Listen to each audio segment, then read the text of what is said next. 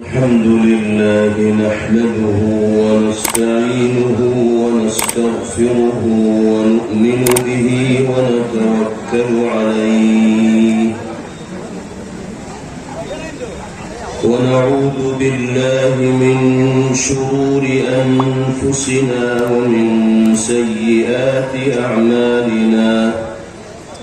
من يهده الله فلا مضل له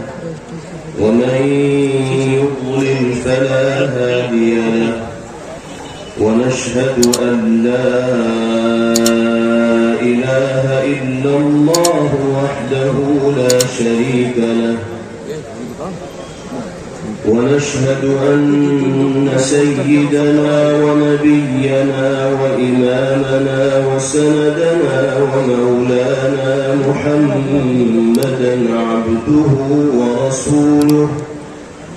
صلى الله تبارك وتعالى عليه وعلى آله وصحبه وبارك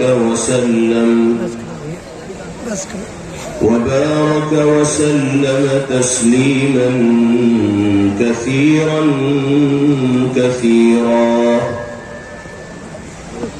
أما بعد فأعوذ بالله من الشيطان الرجيم بسم الله الرحمن الرحيم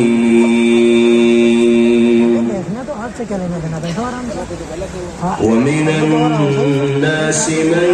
يقول آمنا بالله فإذا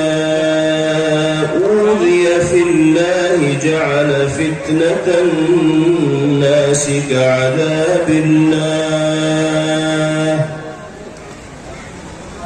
ولئن جاء نصر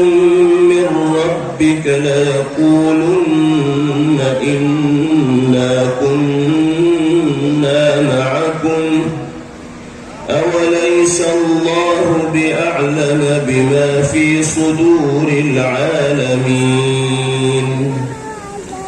وليعلمن الله الذين آمنوا وليعلمن المنافقين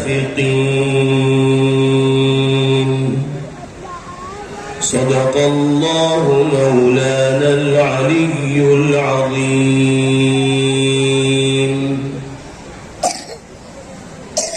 लायक सद एहतराम सदर इजलास दामत बरकातुहुमुल आलिया स्टेज पर रौनक अफरोज और मजमे में मौजूद निहायत ही काबिल एहतराम हजरात अकाबिर उलमाए किराम तलबा अजीज और मेरे बहुत ही मोहतरम बुजुर्गों, भाइयों, नौजवान साथियों और पर्दा नशीन माँ और बहनों, जामिया मसूदिया नूरुल उलूम बहराइच के ज़ेर एहतमाम मुनाकिदा इस अजीम शान तारीखी इजलास दस्तारबंदी में हम सब की शिरकत सआदत और नेकबख्ती की अलामत है, करम है और फजल है उस मालिक का जिसने महज अपनी तौफीक से हम सबको इस मदरसे के ज़ेर एहतमाम मुनाकिदा इस जलसे में दीन की निस्बत पर जमा होने की और कुरान और हदीस की रोशनी में कीमती और मुफीद बातें सुनने और सुनाने की तौफीक मुयस्सर फरमाए। बारी ताला हम सब के इस इज्तिमा को और मिल बैठने को अपनी बारगाह में शरफ कबूल नसीब फरमाए और जो बातें इस मुअक्कर स्टेज के हवाले से हम सब तक पहुंची है या आइंदा पहुंचेंगी, باری تعالی ان ضروری ہدایات اور سنہری تعلیمات پر عمل ہم سب کے لیے ممکن اور آسان فرمائے۔ آج کی اس باوقار خوبصورت محفل و مجلس میں اور دینی اجتماع میں اگرچہ ہمارے درمیان بڑے بڑے اکابر اور علماء کرام موجود ہیں، لیکن ہم سب کو شدت کے ساتھ اس موقع پر جس شخصیت کی کمی کھل رہی ہے اور جن کی کمی کا احساس ہو رہا ہے، میں سمجھتا ہوں کہ آپ سب حضرات بھی اس کو محسوس کر رہے ہوں گے۔ یہ شخصیت ہے اس جامعہ کے سابق روح رواں اور محترم حضرت مولانا حیات اللہ صاحب قاسمی نور اللہ مرقدہ کی، جن کو اللہ پاک نے ایک لمبے زمانے تک اس باخیز دینی درسگاہ کی خدمت کا شرف اور موقع مرحمت فرمایا، اور حسن و خوبی کے ساتھ انہوں نے اپنی ذمہ داریوں کو انجام دیا۔ نظام قدرت کے مطابق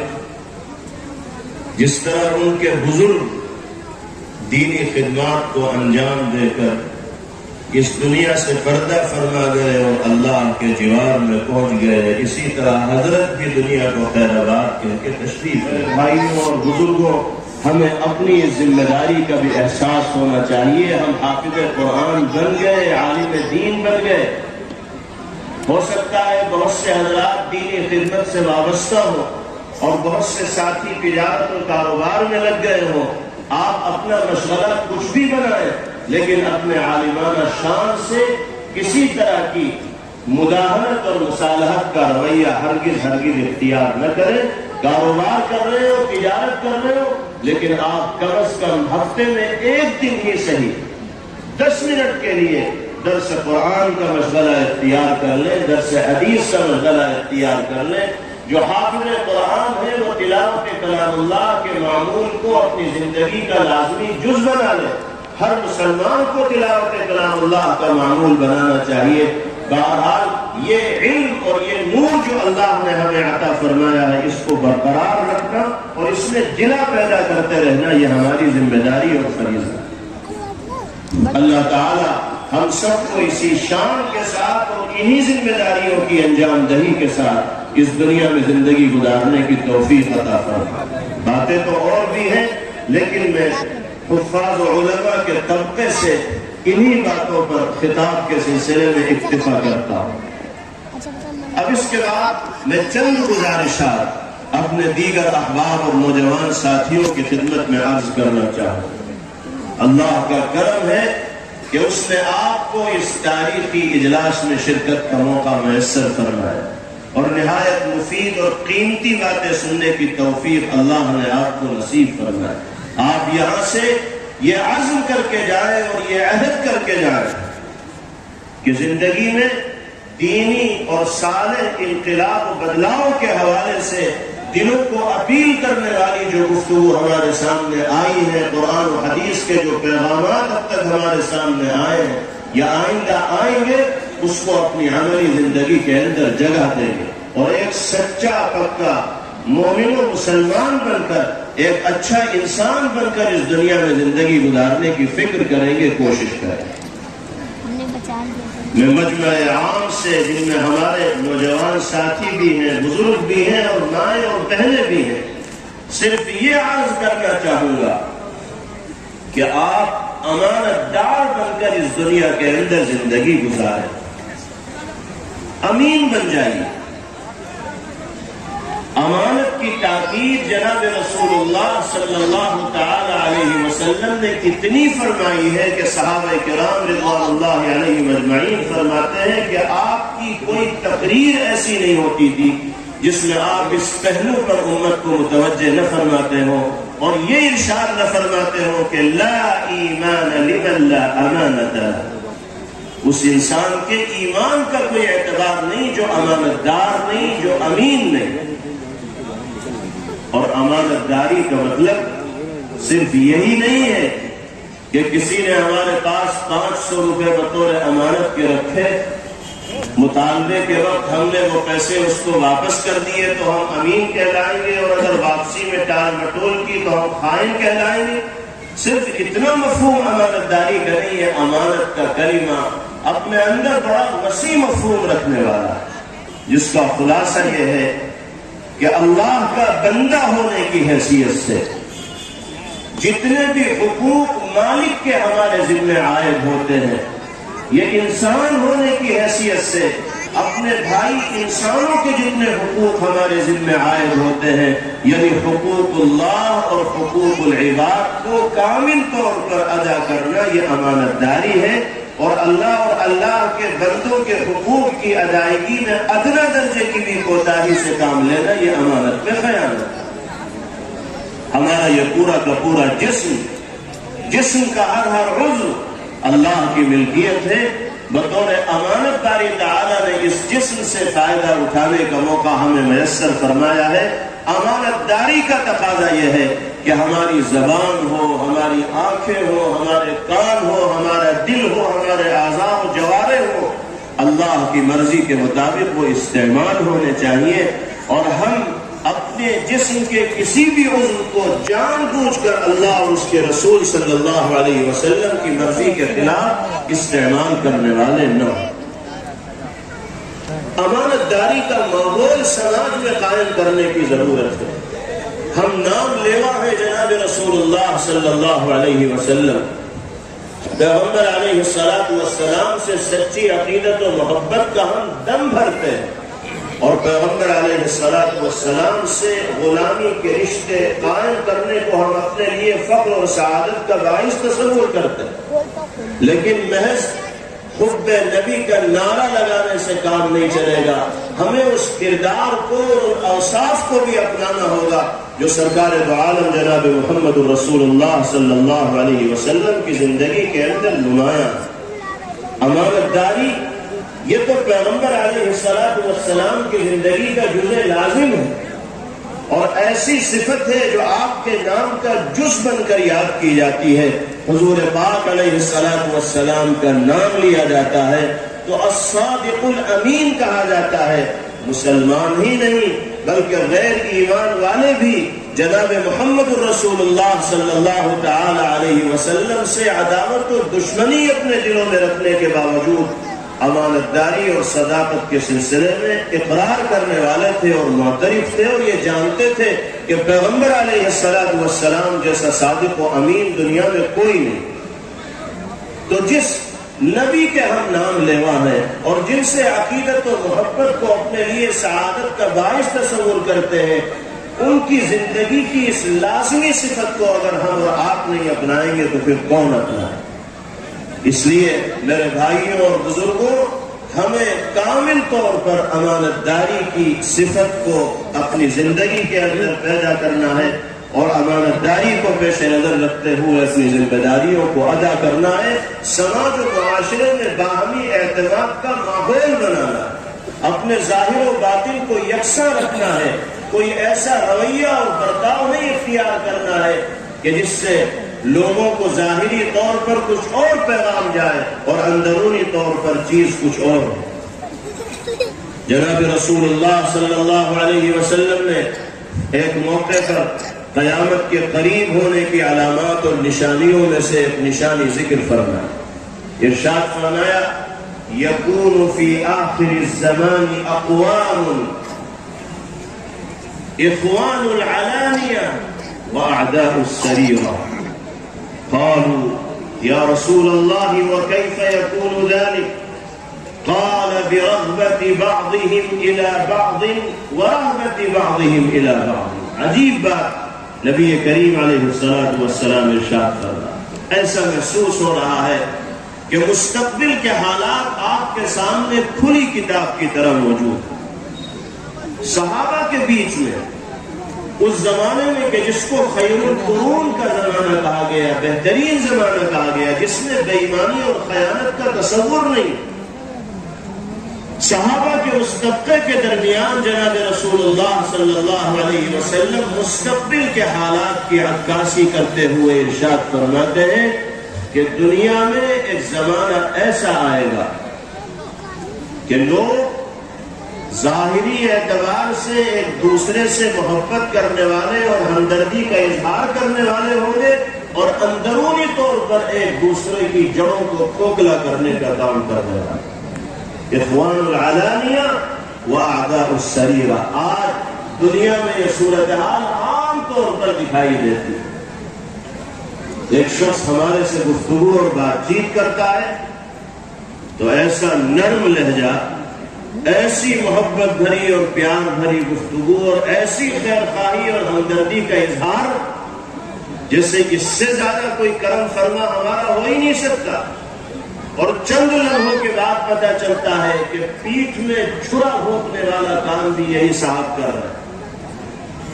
پیروں تلے زمین نکالنے کا منصوبہ بنانے والے بھی یہی صاحب ہیں۔ بظاہر بڑی چکنی چپڑی اور محبت بھری گفتگو ہو رہی ہے اور اندرونی طور پر نقصان پہنچانے کا کام کیا جا رہا ہے۔ بد اعتمادی کا اور خیانت کا ایسا ماحول دنیا کے اندر عام ہوتا چلا جا رہا ہے کہ بھائی بھائی پر بھروسہ کرنے کو آج کے دور میں تیار نہیں، اولاد باپ پر، باپ اولاد پر، رشتہ دار پر، شوہر بیوی پر، بیوی شوہر پر بھروسہ کرنے کو تیار نہیں، اس لیے کہ کچھ پتہ نہیں انسان کا ظاہر کیا ہے اور باطن کیا ہے۔ یہ بھی تو بے ایمانی ہے،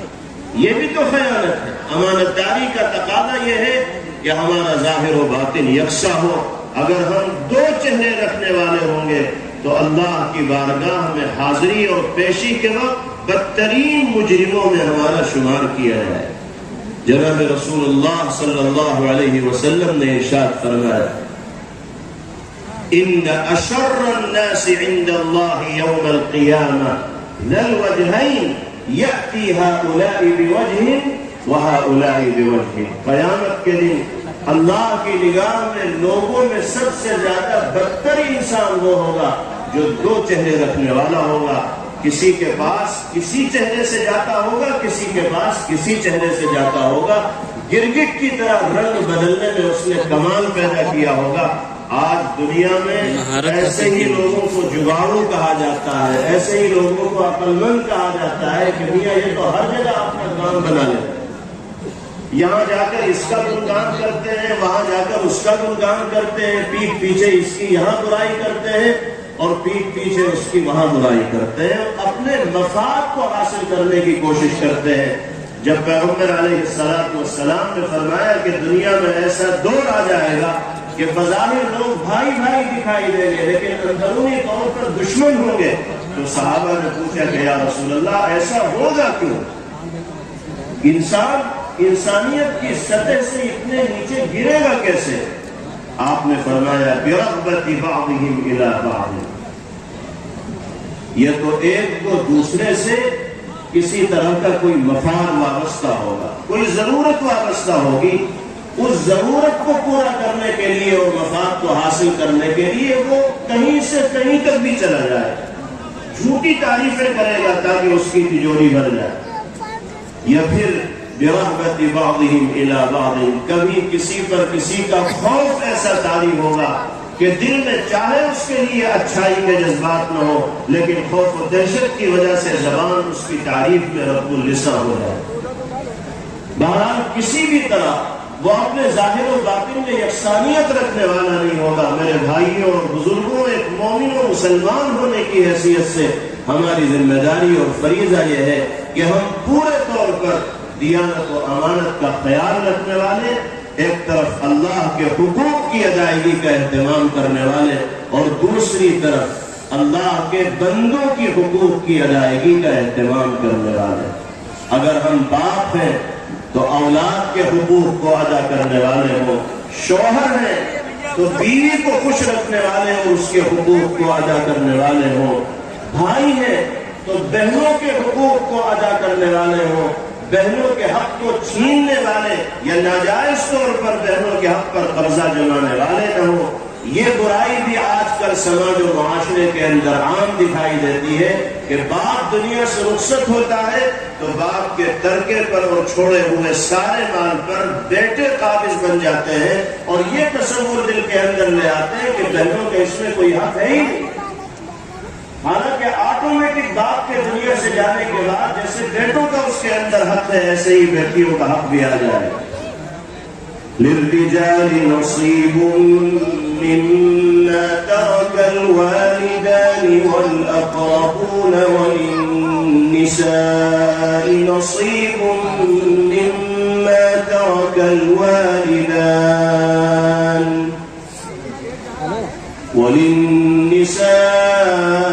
نصيب مما ترك الوالدان والأقربون مما قل منه أو كثر نصيبا مفروضا۔ والدین اور رشتہ دار تھوڑا مال چھوڑ کر جائیں یا زیادہ مال چھوڑ کر جائیں، اس سے کوئی بحث نہیں۔ شریعت میں بیٹوں کے لیے بھی حصہ ہے اور بیٹیوں کے لیے بھی حصہ ہے۔ یہ الگ بات ہے کہ بیٹوں کو بیٹی کے مقابلے میں دگنا ملے۔ بھائی کی حیثیت اگر اللہ نے ہمیں دی ہے تو بہنوں کے حق کو وقت پر ادا کرنا یہ امانت داری ہے، اور خام خواہ بہنوں کو حقوق دینے میں تاخیر کرنا یہ امانت کے اندر خیال ہے۔ اور آج صورتحال یہ ہے کہ اگر باپ کے دنیا سے رخصت ہونے کے بعد بہن نے بھائی سے مطالبہ بھی کر لیا کہ بھائی صاحب اس گھر میں میرا بھی حصہ ہے، کاروبار میں میرا بھی حصہ ہے، تو اسی دن بھائی کا پارا چڑھ جائے کہ ابھی تو ابا کا کفن بھی میرا نہیں ہوا اور تم مطالبہ کرنے آ گئی۔ جی ہاں، بہن کو مطالبہ کرنے کا حق حاصل ہے باپ کے دنیا سے رخصت ہونے کے اگلے ہی لمحے کے بعد۔ یہ کوئی بات نہیں کہ ابھی تو کفن میرا بھی نہیں ہوا ہے اور تم مطالبہ کرنے لگے۔ مطالبے کا موقع ہی کیوں آیا؟ بھائیوں کی ذمہ داری ہے کہ وقت سے پہلے حقوق کی ادائیگی کا اہتمام کرنے والا۔ لیکن ہوتا کیا ہے، سالوں گزر جاتے ہیں اور سارے مال پر بھائی قابض رہتے ہیں۔ یاد رکھیے، اگر اس طرح بھائی سارے مال پر قابض رہیں گے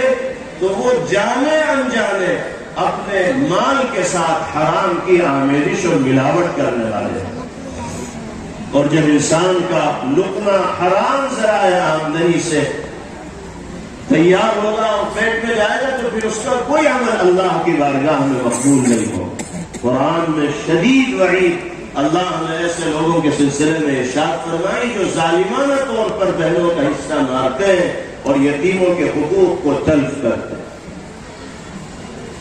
ان الذين يأكلون اموال اليتامى ظلما انما يأكلون في بطونهم نارا وسيصلون سعيرا۔ جو لوگ ظالمانہ طور پر یتیموں کا مال کھا رہے ہیں، باپ دنیا سے چلا گیا، بہن یتیم ہو گئی، یاد رکھیے وہ اپنے پیٹ میں دہتی آگ کا انگارہ رکھ رہا ہے، اور ایک دن وہ آئے گا کہ اسی آگ کا ان کو ایندھن بننا پڑے گا اور اسی آگ میں ان کو جلنا پڑے گا اور دہنا پڑے گا۔ میرے بھائیوں بزرگوں، یہ دنیا چند روزہ ہے، کوئی ہمیشہ رہنے کے لیے نہ دنیا میں آیا ہے نہ آئندہ کبھی آئے گا۔ کتنے دن ہم دوسروں کے مال پر راج کریں گے اور ٹھاٹ باٹ کی زندگی گزار لیں گے؟ جب یہ آنکھیں بند ہوں گی اور زندگی کی یہ شمع گل ہوگی تو سب کچھ چھوڑ کر انسان کو تنہا اللہ کی بارگاہ میں حاضر ہونا پڑے گا۔ ایک بائی بھی اگر دنیا میں اس نے کسی کی ناجائز طریقے سے ماری ہوگی تو جنت تک پہنچنے کے لیے سب سے بڑا روڑا اور رکاوٹ وہی ایک بائی بن جائے۔ اللہ ہم سب کو فکر آخرت کی دولت سے مالا مال فرمائے اور حقوق کی ادائیگی میں کوتاہی سے باری تعالی ہم سب کی حفاظت فرمائے۔ بہرحال ہم بھائی ہیں تو بہنوں کے حقوق کو ادا کرنا ذمہ داری ہے، رشتہ دار ہیں تو رشتہ داروں کے حقوق کی ادائیگی ہماری ذمہ داری ہے۔ امانت کا تقاضا یہ ہے کہ اللہ کے حق کی ادائیگی کا بھی اہتمام ہو اور اللہ کے بندوں کے حقوق کی ادائیگی کا بھی اہتمام۔ آخری بات اپنے نوجوان بھائیوں سے عرض کر کے اپنی بات مکمل کر لیتا۔ اللہ نے نوجوانی کی شکل میں زندگی کا وہ مرحلہ آپ کو عطا فرمایا ہے کہ اس سے زیادہ زرعی اور سنہرا موقع آپ کی زندگی میں نہ پہلے آیا ہے اور نہ اس کے بعد آیا ہے۔ یہ انسان کی زندگی کا وہ دور ہوتا ہے جس کو کریم کہا جائے تو مبالغہ نہیں ہوگا۔ ہر طرح کی لیاقت و صلاحیت انسان کے اندر دور شباب میں موجود ہوتی ہے، شرط یہ ہے کہ وہ اپنے آپ کو صحیح طور پر استعمال کرنے والا اور اپنی توانائیوں کو صحیح راہ میں خرچ کرنے والا بنے۔ میرے نوجوان بھائیوں، آپ کو اپنے وجود کو نافع بنانا ہوگا اس دنیا کے اندر۔ بیکاری سے اپنے آپ کو بچائیے،